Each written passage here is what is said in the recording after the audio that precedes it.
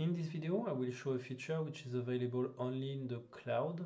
So people who have an instance which is in something.matomo.cloud.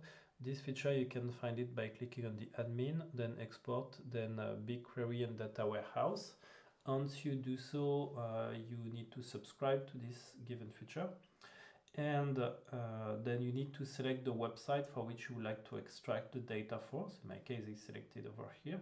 Then you need to add a backfill export job if you would like to export data of the past and not from the current day and so on. What's going to happen is that it's going to tell you when the data is becoming available. Then you get what we call an access key ID and access secret key. So this is in order to connect to AWS, which is where the data are located. And those are all the tables which are available to download. So as you can see, this is not the full list of tables which are available within let's say Matomo on-premise, but probably all those tables will give you enough data to do most of the report that you need. There are different ways that you can export those data, at least integrate it with different data warehouse. So this feature is called BigQuery because it already has a documentation on matomo.org explaining how you can send those data to BigQuery. In my case, I'm gonna show you how to do it just to export the data locally. So in order to do so, you will need to have a terminal.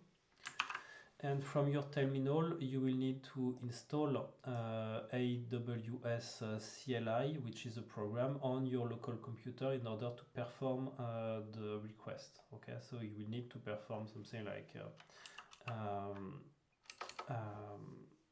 sudo apt install and AWS CLI in order to be able to perform those requests. Okay, that's super important.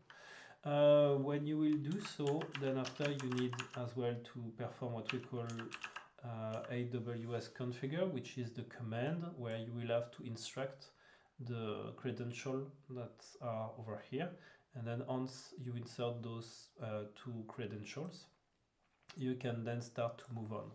In order to move on, this is the type of request that you will perform.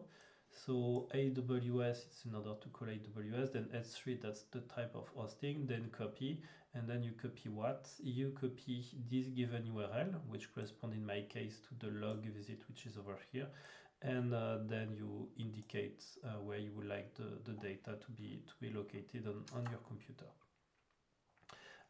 When you perform this request, as you can see, some files are getting created, and then after, you just have a look at those given files. In my case, if I look at the log which have just been generated, so I can have a look at this one, for example. So this one is empty. If I look at the number 2, so number 2 will be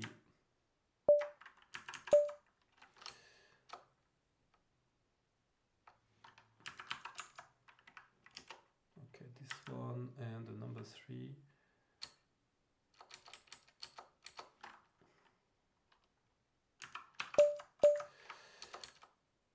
is gonna be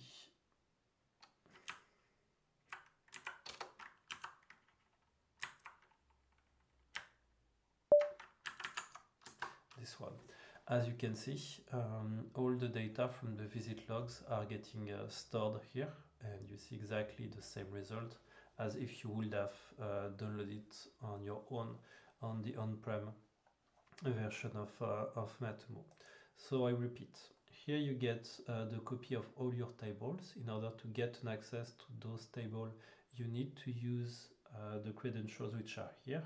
And in order to perform the request, you need to install a program which is called AWS CLI. And once you do so, then you are able to call those data and export them.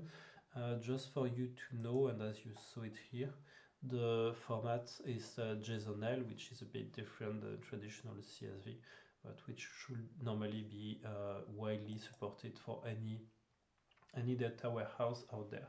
So to say on each time that you are using a data warehouse, either BigQuery or either Snowflake or whatever, it's all about knowing where you can enter those two credentials, okay? And then to mention what they call the S3 buckets in order to go and fetch it.